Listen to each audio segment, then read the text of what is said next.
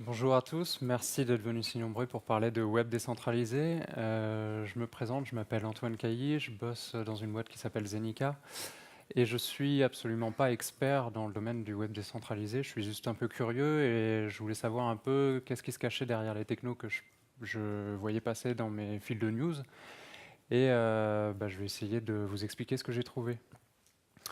Avant ça, on va pas rentrer dans la technique tout de suite, on va regarder un peu le web aujourd'hui sous un angle différent, pardon. On va commencer par la censure. Je ne sais pas si vous savez, mais en Turquie, depuis avril 2017, les Turcs n'ont pas accès à Wikipédia, le gouvernement le bloque. Et il y a une alternative qui existe, qui est hébergée sur un réseau qui s'appelle IPFS, et qui est en fait un snapshot qui a été fait en 2016 et qui est hébergé sur ce réseau peer-to-peer alternatif. Plus récemment, sur ce même réseau, on y trouvait les sites pour savoir où aller voter pour le référendum pour l'indépendance de la Catalogne, parce que le gouvernement espagnol bloquait ces sites. Il avait interdit le référendum, donc il bloquait les sites. Toujours dans la même thématique, on va parler de suppression de données, et là on a un spécialiste en la matière. Cette personne n'est pas très fan, ne croit pas beaucoup au changement climatique, et du coup, quand elle est arrivée au pouvoir, elle a supprimé une bonne partie des données concernant le changement climatique qui étaient hébergées euh, aux États-Unis. Et ces données, elles ont été récupérées et de la même façon ont été hébergées sur un réseau peer-to-peer. Là, c'est plus connu, c'était du BitTorrent, Data Refuge.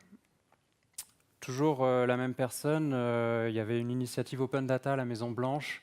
Ils ont supprimé ça un 14 février, je ne sais pas s'il y a une symbolique, mais en tout cas, quelqu'un avait récupéré les données juste avant et les a là aussi hébergées sur un troisième réseau peer-to-peer qui s'appelle DAT. Donc il y a un schéma qui se répète. On ne parle plus de suppression de données, mais plutôt de centralisation des services. Ici, on ne supprime rien, mais quand on regarde tous ces outils que j'utilise personnellement régulièrement, à part Instagram peut-être, tout ça, ça appartient à deux grosses boîtes, Google et Facebook. Facebook qui a eu un regain de popularité dernièrement, mais finalement, ce qui arrive à Facebook, ça aurait très bien pu arriver à plein d'autres. On le savait, enfin beaucoup de gens savaient que c'était utilisé de cette manière-là. Ça pose un problème, la centralisation des services. Il y a aussi la centralisation du trafic pour garder ce duo gagnant. Si on prend quelqu'un qui arrive sur votre site, il y a en moyenne 77% de chances qu'il soit passé soit par Google, soit par Facebook pour y arriver. Ça varie selon les thèmes, mais globalement, c'est non négligeable, ultra majoritaire. Un point commun dans tous ces cas, c'est qu'on a un gros point central, plein de gens autour, ce qui fait que si on veut supprimer, censurer, on a un seul point de failure, et si on veut connaître un peu tout ce qui se passe, on a un seul point de contrôle.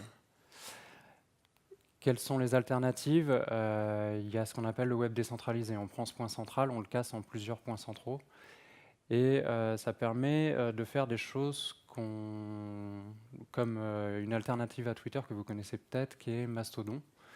Ça fonctionne de la même manière, ça offre les mêmes fonctionnalités, sauf que s'il y a un serveur qui tombe, le réseau ne tombe pas et du coup on peut choisir un peu s'il y a des problèmes de confidentialité sur certains, etc. On peut aller plus loin, on peut aller vers le distribué. Là, il n'y a plus de notion de serveur ni de client. En fait, tout le monde est un peu les deux à la fois. C'est les réseaux peer-to-peer tels qu'on les connaît. Et là, un exemple assez, pas forcément celui qu'on trouve à chaque fois, mais Subversion, c'est un système centralisé. Git, c'est un système distribué, c'est-à-dire qu'on pourrait totalement enlever le serveur central, on pourrait arriver à travailler. Ce serait un peu plus compliqué, mais il y a des choses qui fonctionnent pour travailler comme ça. Il y a même des fonctions pour travailler par email. Comment ça marche tous ces systèmes? Déjà, il faut y rentrer dans ces systèmes. C'est ce qu'on va appeler le bootstrapping. Généralement, il y a une node qui est publique, que tout le monde va connaître, et à qui on va pouvoir parler pour commencer à interagir avec les gens dans le réseau. Et puis, quand on est dans un réseau un peu plus local, on peut se permettre de broadcaster à tout le monde. Et là, il y a des systèmes de découverte automatique des nœuds du réseau. Et typiquement, votre Chromecast à la maison, c'est comme ça que ça fonctionne, c'est avec ces protocoles-là. Donc pour le Bitcoin, par exemple, comment on fait pour trouver une node du Bitcoin? On fait un NSLOOKUP sur une adresse bitseed.xf2.org, il y en a d'autres. Et derrière cette adresse, derrière ce DNS, pardon, ce nom de domaine, il y a plein d'IP qui sont enregistrés. On les teste une par une et au bout d'un moment, on va en trouver une qui répond et on va pouvoir commencer à échanger des transactions sur le réseau. Une fois qu'on est rentré, qu'est-ce qu'on y fait? Qu'est-ce qui s'y trouve sur ce réseau-là? Il va falloir qu'on découvre ce qui s'y trouve. Pour ça, on va faire un bond en arrière dans les années 2000, au bon vieux temps où on voyait apparaître les premiers réseaux au grand public peer-to-peer, Gnutella. Eux, ils avaient une méthode assez simple, c'est qu'ils demandaient à tout le monde. Tout le monde demandait à tout le monde. Au bout d'un moment, on allait bien toucher celui qui a la donnée, il allait répondre, et puis hop, ça marchait bien. C'était pas hyper optimisé, donc rapidement, on a mis en place ce qu'on appelait des tables de hachage distribuées. Emule l'a adopté, BitTorrent l'a adopté aujourd'hui. Ces tables de hachage distribuées, comment ça marche? Je vais parler d'une implémentation qu'on retrouve un peu partout, qui s'appelle Kademlia. C'est la plus simple que je connaisse, c'est la seule que j'ai vraiment compris, et c'est vraiment celle qui est utilisée partout. Dans notre exemple, on a 16 nœuds, de 0 à 15. Et en fait, chaque nœud va avoir une référence vers le nœud à une distance de 1, de 2, de 4 et de 8, de puissance n. Si on ne trouve pas le 8, on prend le 9, c'est pas grave, on prend le cran au-dessus. Et pour la distance, on va utiliser une fonction super simple, le XOR. On va calculer le XOR entre l'identifiant de la node de départ et la node d'arrivée. L'avantage, c'est que c'est simple à calculer, c'est symétrique, la distance entre A et B, c'est la même qu'entre B et A, et c'est unique. Si on a deux nodes qui sont à la même distance de vous, en fait, c'est la même node. Et ça peut paraître évident, mais en fait, dans les autres implémentations de table de hachage distribuée, ce n'est pas forcément des contraintes qui sont toujours respectées, et c'est peut-être ça qui les rend un peu compliquées. Donc là, on voudrait savoir qui possède notre fichier foo.txt. Ce qu'on va faire, c'est qu'on va calculer un hash, qu'on va appeler un info hash. Ça va nous donner un chiffre, et ce chiffre-là, ça va être l'identifiant de la node sur le réseau. Donc là, on sait que c'est la node numéro 15 qui sait qui possède foo.txt. Le problème, c'est que cette node 15, on ne la connaît pas. Nous, on connaît que 1, 2, 4 et 8. Du coup, on va prendre la node la plus proche, 8, et on va lui demander, donne-nous la node la plus proche de 15. Il va nous renvoyer 12. On va demander à la 12, il va nous renvoyer 14, 14, 15, et on va réussir à arriver rapidement et sans inonder le réseau, la node qu'on cherche. Sur des millions de nœuds, on a un vrai gain. Est-ce que c'est utilisé? En fait, les magnet links sur BitTorrent, si vous connaissez, c'est ça. Ça peut fonctionner complètement sans tracker, c'est complètement distribué. Et on va prendre un cas d'usage. Imaginons, je suis une instance gouvernementale, je veux surveiller le téléchargement d'un super film français. Je vais sur un site de torrent dont j'ai habilement masqué le nom. Je regarde le info-hash qui est en clair, et sinon je peux télécharger le magnet link, l'ouvrir et il sera dedans.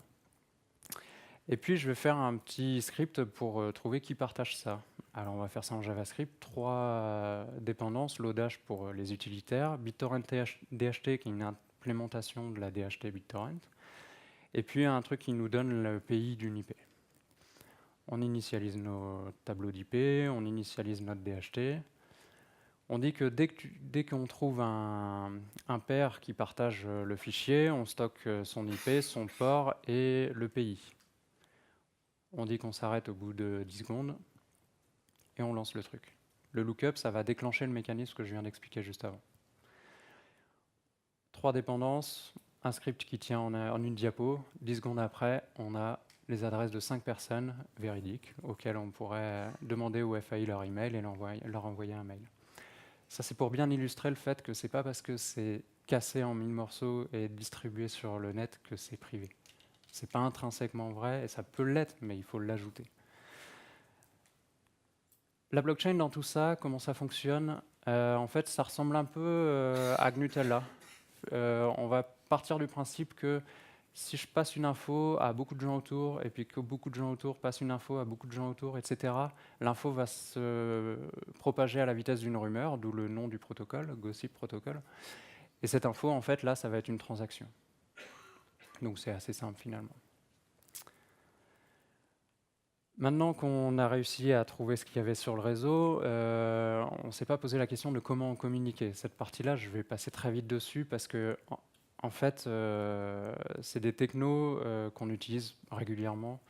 Client-serveur, c'est du HTTP WebSocket. Serveur-serveur, on a de l'UDP, TCP, UTP qui est un mix entre les deux. WebRTC un peu à la marge, c'est plutôt utilisé pour le client-client WebRTC. Et puis en local, Bluetooth, enfin d'autres protocoles, on a l'embarras du choix là-dessus. On peut même en utiliser plusieurs au sein du même réseau distribué. On sait communiquer, maintenant on va pouvoir commencer à s'échanger des données. Mais là on va avoir un problème, comment on s'assure que la donnée qu'on a reçue, c'est bien la donnée qu'on nous a envoyée? Elle a pu être corrompue par le réseau, il y a pu y avoir quelqu'un entre deux qui l'a modifiée, donc là on a un problème d'intégrité de la donnée. Pour ça on va utiliser un Merkle tree, aucun rapport.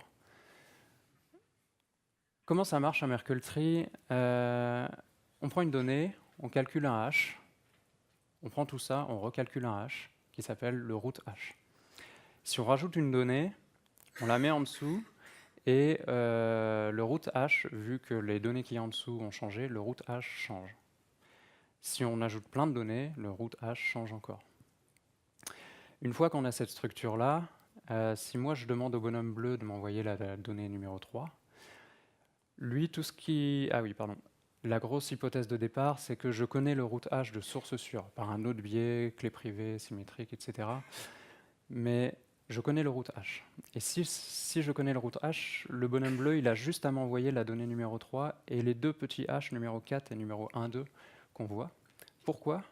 Parce que, en fait, une fois que j'ai la donnée numéro 3, je peux calculer son hash. Je remonte d'un cran. Comme j'ai le hash numéro 4, je peux remonter d'un cran. J'ai le H12, je peux remonter d'écran, j'arrive au root H. Et si le root H que j'obtiens, c'est le même root H que je connais de source sûre, eh bien je suis certain que la donnée qui m'a été envoyée, elle n'a pas été modifiée. Et ça, c'est hyper puissant parce qu'on n'a pas envoyé beaucoup plus d'informations que la donnée en elle-même. Est-ce que c'est utilisé partout? Typiquement, l'exemple qu'on connaît le plus, c'est Git. Un commit, c'est désigné par un hash. En fait, c'est un root hash. En dessous, vous avez les trees, qui correspondent grosso modo à l'arborescence. En dessous, vous avez les blobs, le contenu des fichiers. Ça fonctionne pareil. Dans la blockchain, dans le header d'un bloc, vous avez un root hash. Au lieu d'avoir des fichiers en dessous, vous avez une transaction, mais c'est le même principe. Ethereum, une autre blockchain, pareil. BitTorrent, c'est un peu plus simple, il n'y a pas d'arborescence, mais finalement c'est la même chose. C'est pour s'assurer que tous les fichiers que vous avez téléchargés, les bouts de fichiers, à la fin, ça fait bien le bon fichier qu'on attend. Et IPFS dont j'ai parlé plus tôt, en fait c'est un système de fichiers distribué, et donc du coup le root hash, ça va être le hash de la racine du fichier, du système de fichiers. En dessous on va avoir les dossiers, en dessous on va avoir les fichiers. C'est tellement utilisé partout qu'il y a un projet un peu à côté d'IPFS qui s'appelle IPLD, qui est une sorte de couche d'abstraction qui permet de naviguer entre tous ces Merkle trees. IPFS, Bitcoin, Ethereum, Git, il y a Zcash depuis qui a été ajouté, et ils vont sûrement en rajouter d'autres. On arrive à échanger des données sans qu'elles soient modifiées. Maintenant, on va pouvoir commencer à collaborer, et là, on va faire un truc super, on va faire un compteur distribué. Donc moi, je vais l'augmenter de 1, et puis le bonhomme bleu, il va l'augmenter de 2. Comment on va faire pour mettre ça en commun? Comment on va gérer les conflits? Il y a plein de techniques qui existent pour gérer les conflits. C'est un domaine de recherche actif, mais moi, je vais m'attarder sur un truc que je trouve assez sympa qui s'appelle les CRDT, les Conflict Free Replicated Data Types. Des structures de données, en fait, sans conflit. Structurellement, elles sont sans conflit. C'est un papier de l'INRIA. Comment ça fonctionne? En fait, là, pour notre compteur, ce qu'on va faire, c'est qu'on va échanger la valeur de notre compteur sur le réseau et récupérer la valeur de compteur des autres, et puis chacun va la stocker. Et puis chacun va appliquer la même fonction de fusion. Et comme tout le monde fait la même chose, ils vont forcément arriver au même résultat. Donc en fait, ce n'est pas tant une structure de données, c'est plus des choix que l'on fait dans l'implémentation de la structure qui vont faire qu'on n'aura pas de conflit. Donc là, on a fait un compteur sans conflit qui ne peut qu'incrémenter.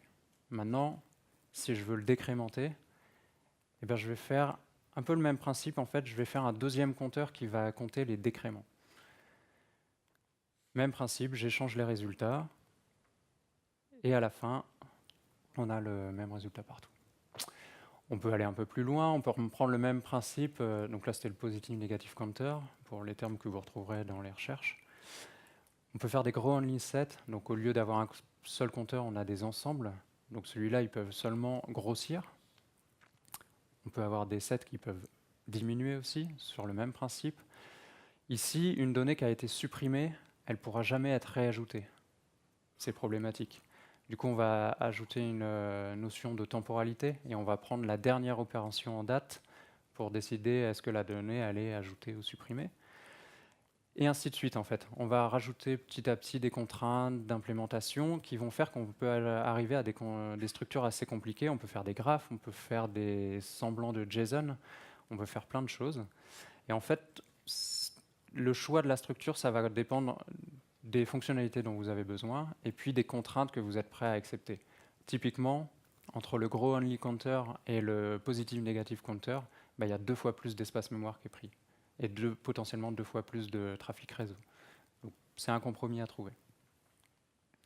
Est-ce que c'est utilisé? Ça, je pensais que c'était vraiment un truc de niche. J'étais content d'avoir trouvé ça, mais je me demandais si j'allais pouvoir en parler vraiment. Et en fait, je me suis rendu compte que des grands noms des bases de données distribuées proposaient ce type de structure. Et puis en creusant un peu, je suis tombé sur des boîtes qui avaient utilisé ça pour des vrais problèmes métiers. Et typiquement League of Legends pour scaler leur chat de 70 millions d'utilisateurs. Donc c'est plutôt pas mal, assez représentatif. Et puis il y a une conf hier sur le plugin Teletype d'Atom de gars de Red Hat. Et quand j'ai regardé comment ça fonctionnait, en fait, ça fonctionne de la même manière. Pour collaborer à distance sur un bout de code en commun, un peu comme Google Doc, mais pour du code, ça utilise des CRDT derrière. Et c'est open source, donc vous pouvez aller voir l'implémentation. Je ferai une démo à la fin. Maintenant, tout marche, on va mettre en prod et on va voir ce qui va nous arriver. Il va y avoir des problèmes de sécu dans un premier temps. Je ne suis pas un expert, alors je vais parler que d'une chose qu'on revoit passer souvent, c'est les attaques Sybil. En gros, ça consiste sur les tables de hachage distribuées à mettre plein de nœuds en espérant qu'en fait, les gens, en rebondissant de nœud en nœud pour trouver le nœud final, ils rebondissent sur une node à vous. Et là, vous pouvez les rediriger un peu là où vous voulez. Donc les tables de hachage distribuées, au niveau sécurité de base, c'est pas le top. Mais il n'y a pas que la sécurité, il y a un truc super qu'on a inventé sur Internet, c'est les NAT. Tout le monde n'est pas dans le même réseau public et tout le monde ne peut pas communiquer ensemble, vous le savez peut-être, il y a des proxys en entreprise, etc. Enfin, bref. Et ces NAT-là, il faut les traverser et il y a plusieurs techniques qui existent. Je vais en détailler 2. La plus simple, c'est le stun. En fait, comment savoir quand j'ai mon adresse privée, quelle adresse envoyer à quelqu'un d'autre? C'est simple, on va demander à un gars qui est sur le réseau public, on va lui dire « Est-ce que tu me vois? Est-ce que je suis accessible? Et puis, qu'est-ce que c'est mon adresse ?» Lui, il va nous répondre. Il va nous répondre sous la forme d'une adresse IP publique et puis d'un numéro de port. Le numéro de port va servir à identifier les différents devices derrière cette adresse IP publique. Puis des fois, il nous répond, vous êtes derrière un NAT symétrique. Un NAT symétrique, c'est le principe, c'est vous ne pouvez pas parler à quelqu'un, quelqu'un ne peut pas vous parler tant que vous ne lui avez pas parlé en premier. En fait, c'est forcément vous qui entamez la conversation. Sauf que quand on veut parler entre 2 personnes et qu'il y en a 2 qui veulent forcément entamer la conversation, on a un problème. Donc là, il y a une technique super simple qui s'appelle turn, on rajoute un serveur entre les 2, un 3e bonhomme, et en fait, les 2 vont engager la conversation avec ce 3e bonhomme, et tout va bien se passer. Typiquement, le WebRTC, c'est du client à client, c'est censé être serverless, mais à cause des NAT, en fait, on a toujours besoin des serveurs turn, stun, etc., pour que ça marche, vraiment. Donc, c'est pas tout à fait serverless. Donc on a mis en prod, tout va bien. Maintenant, on va voir qu'est-ce qui est à la mode en ce moment et qu'est-ce que nous réserve le futur. Et là, on entend forcément parler de la blockchain, Bitcoin en ce moment. Et du coup, comme c'est le truc qui fait le plus de buzz, c'est celui qui qui regroupe le plus de critiques de scalabilité, de lenteur des transactions, de prix des transactions, impact écologique, les arnaques, en voiture, voilà. Décentralisation avec des pools de minage qui deviennent de plus en plus importantes dans la répartition des mineurs. Donc il y a encore plein de problématiques, on ne sait pas trop quel est le futur pour cette techno-là, mais c'est une techno distribuée intéressante à suivre.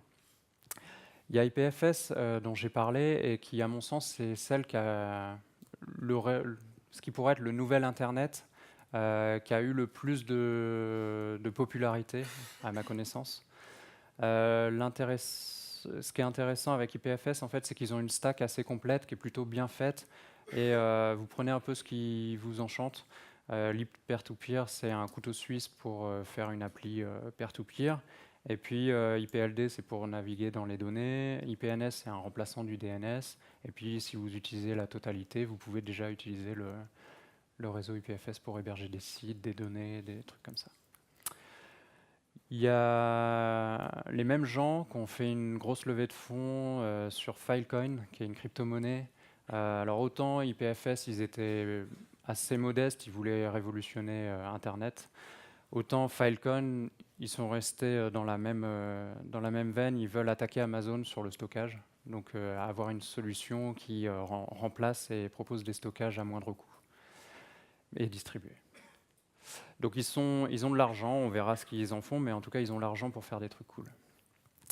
Un autre projet date, pas du tout le même historique, plutôt chercheur à la base, organisation non profit. Et eux ont un peu la même stack, proposent un peu le même type de réseau, avec quelques différences quand même dans les implémentations. C'est presque le même niveau de maturité. Et ils ont un outil, le Beaker Browser, qui se base sur ce réseau et qui est super intéressant parce qu'en plus de lire des sites, il va permettre d'en créer, d'en héberger et d'en forker. Et à partir de là, on va pouvoir imaginer plein de cas d'usage en fait. On va pouvoir imaginer que, en fait, plutôt que de tout héberger sur Medium pour faire un blog, on pourrait forker un blog et puis le customiser à notre sauce et et commencer à héberger notre blog à nous, quoi.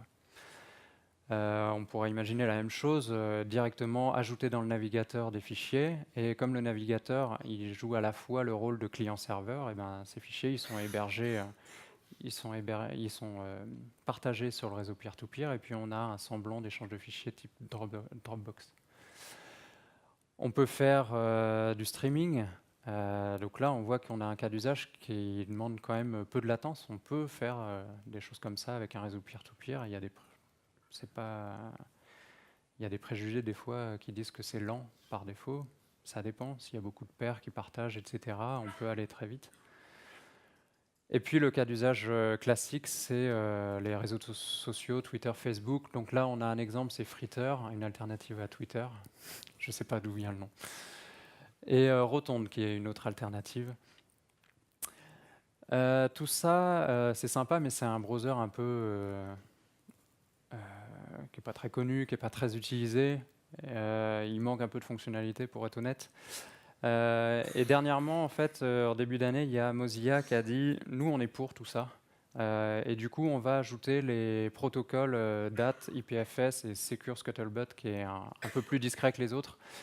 On va l'ajouter dans notre liste blanche des protocoles autorisés, ce qui fait que libre à vous d'implémenter des extensions qui vont se baser sur ces protocoles-là. Donc c'est assez récent, il y a des débuts de choses, mais ce n'est pas encore super utilisable.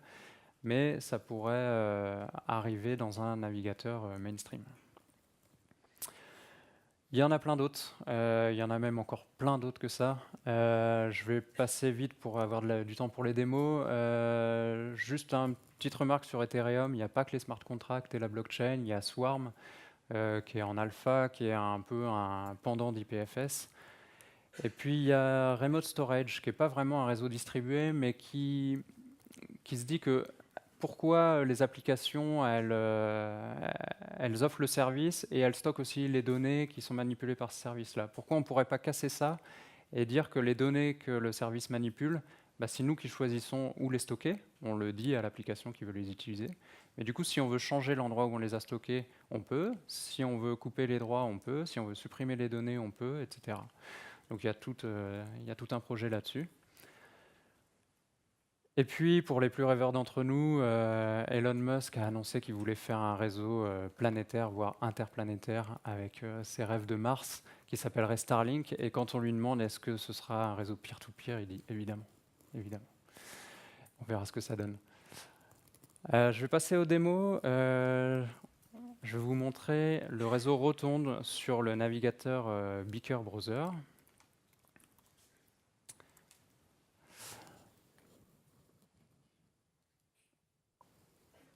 Okay. Alors, Beaker Browser, c'est un navigateur tout à fait normal, c'est-à-dire que si je fais une recherche Internet, si j'ai le net, okay. Voilà, on a l'adresse HTTP, DuckDuckGo, etc. Et puis, on peut faire d'autres choses. On peut aller sur le réseau Rotonde. Donc là, c'est la page, le profil du créateur de ce réseau-là.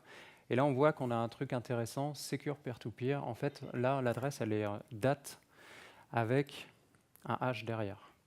Donc là, ça va être... hop. Allô, ouais.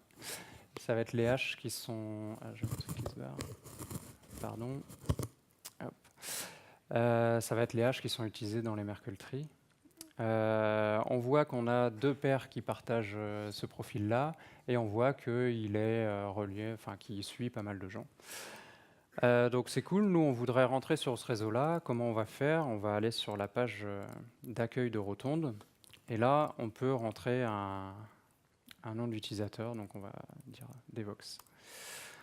Ok, ah, qu'est-ce qu'il nous fait là? Un truc dont on n'a pas l'habitude, il va nous proposer de créer un site. Ok. Voilà, on a créé notre profil sur Rotonde. Il n'y a rien pour l'instant. On va faire le classique Hello World. Super. C'est un réseau social, donc ce qu'on va faire, c'est qu'on va aller sur le profil du créateur de Rotonde et puis on va copier l'adresse de son profil. On va la coller dans cette boîte à tout faire. Et voilà, on suit cette personne-là. On voit un peu tout ce qui se passe. On a même la démo du streaming, je crois. Voilà. Derrière, qu'est-ce qui s'est passé? En fait, on a une librairie que je vais rafraîchir. Hop, voilà. En fait, on a une librairie de tout ce qui est hébergé. Ça, c'est tout ce qui est partagé sur le réseau peer-to-peer par le navigateur. Et ça, c'est stocké dans un dossier en local. On voit qu'on a dans ce dossier-là les posts que j'ai fait. Donc là, on va retrouver Hello World. On voit que... Hop, je reviens. Ça, je vais fermer. On voit que si on ouvre le profil, mon nom c'est Devox. Je suis un gars qui s'appelle Nowhere. Et dont l'adresse du profil, c'est celle-ci. Et puis, en fait, si c'est des fichiers comme ça, on voit un index.html, on se dit, on va peut-être pouvoir le modifier, cet index.html. Donc, je copie l'emplacement.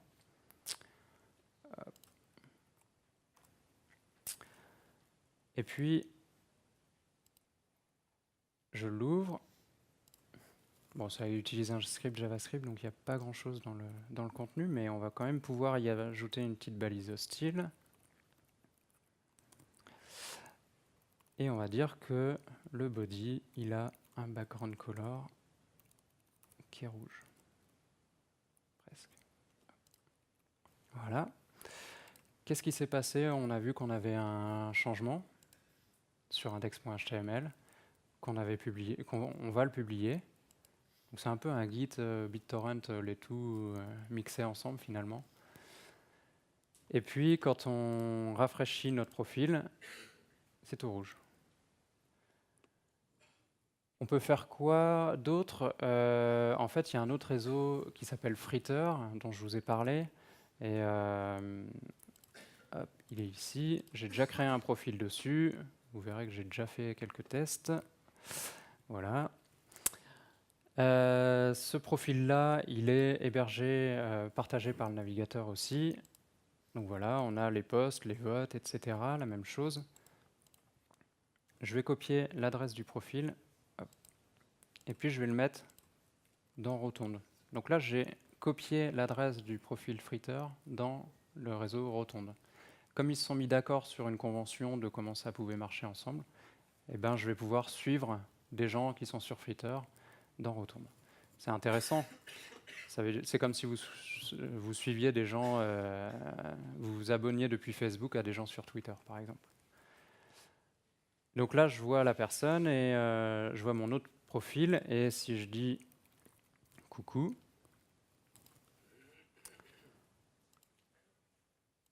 si je rafraîchis, hop, je vois coucou. Ça, c'est cool. Et ce qui est bien, c'est que ça ne fait pas tout le tour de la Terre pour arriver jusque-là, en fait. Parce que si je coupe ma connexion et que je recommence,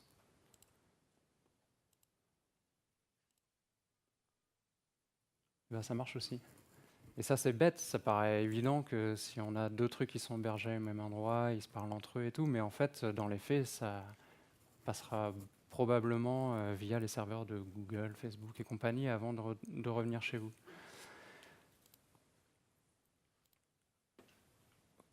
Ok. Donc là, concrètement, le navigateur héberge ça sur le PC. Donc ça veut dire qu'on peut aller sur une gateway. En fait, c'est un point d'entrée HTTP sur les données. Je me suis pas reconnecté. Sur les données du réseau peer-to-peer. Ok, s'il vous plaît, ne vous connectez pas à ce réseau-là.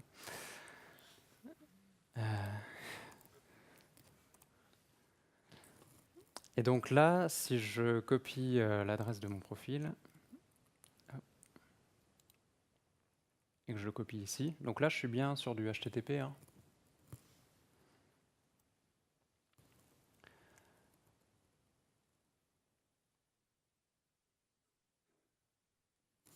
Généralement, ça marche. Oh. Bon, on va peut-être pas le voir. Ah, si. Donc là, je retrouve la même structure. Et donc, du coup, je peux revoir mon post Hello World de tout à l'heure. On a la même chose. Donc ça veut dire que si il y a des gens comme André Stals, le créateur de CycleJS, si vous connaissez, qui est assez à fond là-dedans. Et généralement, ces présentations, maintenant, il les publie via une adresse date. Donc si vous voulez la visionner, ben, vous pouvez copier ça là et vous pourrez la télécharger. C'est un peu sa façon d'évangéliser le truc. Et du coup, vous vous en doutez, si jamais on coupe tout et que on veut aller voir l'heure et demie, et ben là par contre ça va pas marcher. Parce que j'ai arrêté de le partager, c'est vraiment du peer-to-peer. S'il n'y a plus de pair à partager, la donnée disparaît du réseau. Ce qui peut être intéressant des fois. Et là, du coup, il y a des alternatives, enfin des solutions qui existent. Il y a des hébergeurs qui vont héberger votre site sur le réseau date. Il y en a un qui s'appelle HBase. Et puis, vous pouvez monter un serveur local. Ce sera juste un nœud, en fait, peer-to-peer, tout bête. Il n'y aura pas grand-chose à configurer. Mais du moment que lui, un peu comme BitTorrent, en fait, du moment qu'il seed le site, et ben, le site restera accessible. J'ai pas mal d'avance et ça tombe bien, j'ai une autre démo. Je ne sais pas si vous connaissez le rôti, généralement, à la fin d'une session, pour savoir si vous avez bien aimé, vous avez perdu votre temps ou pas, on demande de lever un doigt de 1 à 5 pour dire si c'est le cas. Là, si vous voulez bien, on va en faire un, mais en peer-to-peer. Ça, c'est une appli juste en HTML, CSS, JavaScript, qui est hébergée sur une GitHub page. Donc, il n'y a pas vrai, enfin, c'est pur. Il n'y a pas vraiment de serveur de backend qui tourne derrière. Et ça va utiliser la librairie JS IPFS pour mettre en commun plusieurs personnes. Donc là, il y a déjà une autre personne qui s'est connectée. Et donc on va pouvoir voter, ajouter des commentaires. N'hésitez pas à mettre des conneries, de toute façon il y en aura, je le sais. Et essayez pas de tester les failles XSS, il y en a déjà plein qui ont essayé avant vous. Voilà, merci. Et c'est la première fois que je le teste à cette échelle-là, donc on verra si ça tient, mais là il y a déjà 19 personnes. Et tout ça, en fait, c'est tout bête. Là, j'ai aucun serveur qui tombe, si ce n'est l'hébergeur GitHub Page, qui est du site purement statique. Donc on peut arriver à quelque chose d'assez collaboratif et qui marche plutôt bien avec peu de ressources. Voilà, j'ai vraiment beaucoup d'avance, donc ça tombe bien, il y a plein de temps pour les questions, si vous en avez. J'ai terminé.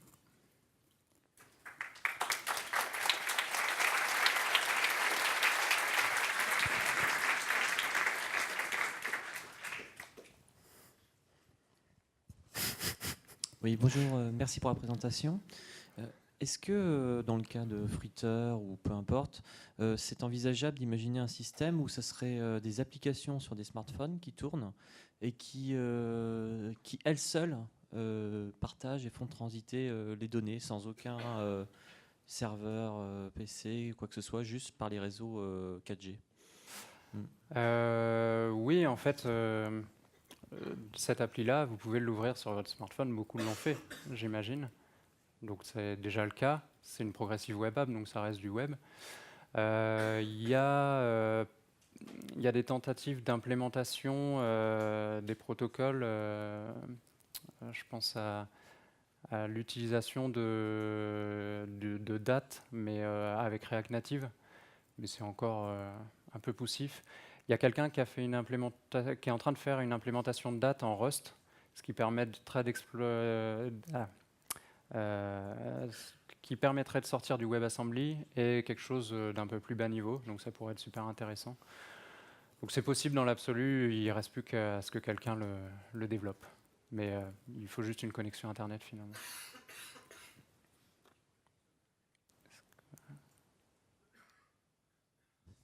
D'autres questions? Peut-être une question sur la GRPD. Par rapport à ce que tu disais au départ sur les problématiques de centralisation des données, que ce soit Facebook ou Google, finalement, c'est des problèmes de référencement. Ouais. Là, comment un système décentralisé peut empêcher de recentraliser le référencement? En fait, à un moment, si tu veux avoir de la recherche plus ou moins rapide, tu vas être obligé d'indexer pas mal de choses au même endroit. Donc je ne suis pas sûr qu'on puisse éviter vraiment ça. Maintenant, indexer, c'est pas héberger. Et du coup, je l'ai fermé, mais déjà sur Rotonde, ils ont commencé à ajouter des fonctions de discovery qui te permettent je sais pas exactement comment ça marche, hein, mais ça te permet d'afficher des posts un peu au hasard. Ils parcourent un peu les paires au hasard et puis ils te montrent des choses. Donc on a un peu les suggestions à la Twitter, Facebook, et il y a sûrement des trucs qui vont se développer là-dessus, mais on aura toujours à jongler avec ce niveau de centralisation pour avoir quelque chose de performant au niveau des recherches. Ouais. Mais tu restes propriétaire de ta donnée dans ce cas-là. Bonjour. Si... Ah, ouais. Pardon, tu veux changer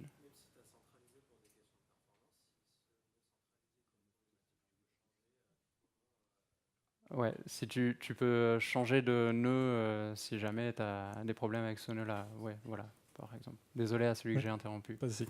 Ouais, donc si je suis sur le réseau peer-to-peer et que je deviens hyper célèbre, donc tout le monde me suit, il faut que ma machine arrive à suivre au niveau performance pour pouvoir publier, être suivi. Enfin, Alors en fait, si tout le monde te suit, tout le monde partage. Donc en fait, c'est scalable structurellement. Et tu peux même te déconnecter, du coup. Ouais, encore une question ici au fond. Et du coup, cette histoire de duplication des données, ça pose le problème inverse de, par exemple, pour tout ce qui est droit à l'oubli, s'il y a une donnée qui a été partagée partout, que je veux faire disparaître, c'est plus possible. Oui, dans la mesure où de toute façon, dès que tu exposes une donnée, quelqu'un peut la copier-coller et la coller quelque part d'autre. Ça, je ne sais pas comment l'éviter. En fait, c'est pas vraiment une question, je pense. Non, par contre, il y a pour Je quand même- suppose que la norme GDPR ici, on peut l'oublier, quoi. Bah oui et non, parce qu'en fait, on a quand même une maîtrise de la donnée. C'est pas Rotonde qui est propriétaire de la donnée. Ici, si j'ouvre Beaker Browser, bah, on peut le faire. Hein. Si j'ouvre Beaker et que le temps que ça se lance, et que je supprime mon profil n'existe plus. Oui, oui. Tu peux répéter la question ? Pardon ? Tant qu'il n'a pas été repartagé, il n'existe plus. Il sera toujours repartagé et il pourra plus évoluer, il pourra plus être modifié. C'est là-dessus que je voulais rebondir en fait. C'est qu'il y a une notion de droit d'accès et c'est en fait seul le créateur des données a le droit de les modifier et donc il y a une sécurité de ce côté-là. Après bien sûr, mais quelque part même sans les repartager, il suffit de copier-coller un bout de quelque chose et de l'héberger ailleurs et voilà votre donnée elle vit même si la source est morte. Donc ça, je ne sais pas si c'est possible de trouver une solution à ça.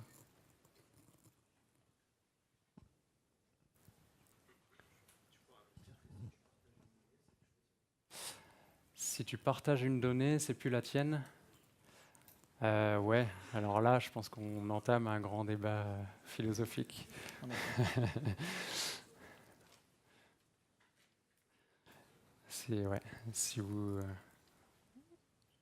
Si tu partages une donnée sur Facebook, est-ce que c'est vraiment la tienne ou pas? Enfin, peut-être que tu veux pas non plus que tout le monde y ait accès. Tu veux quand même gérer des droits d'accès, des droits de modification, etc.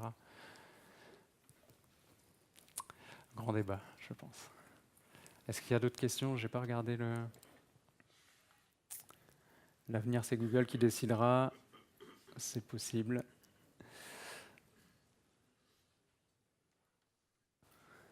Ok, 44 qui se sont connectés.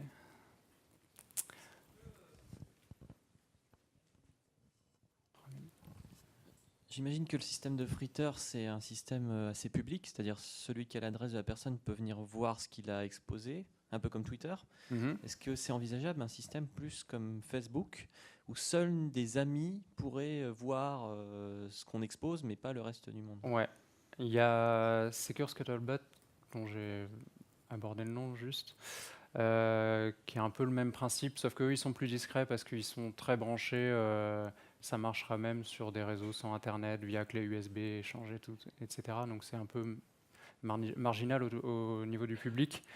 Et ils ont un système d'échange de messages privés, par exemple. Et en fait, tout bonnement, ils cryptent leurs messages pour que personne ne puisse les lire. Le principe, c'est que c'est un log, c'est toujours un append-only log, c'est que des messages qu'on met suite à suite. Et en fait, si à l'intérieur, vous avez des choses qui sont chiffrées, eh ben, tout le monde n'y aura pas accès.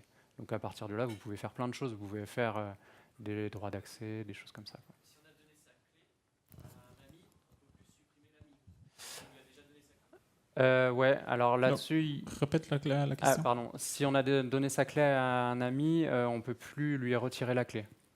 Là-dessus, c'est un gros problème en ce moment. Et sur le réseau DAT, là, il y a une nouvelle version qui va sortir. Et apparemment, ils ont réussi à implémenter un système de gestion de droits qu'on peut modifier. Je n'ai pas regardé comment ça marchait, mais ce sera dans la prochaine version.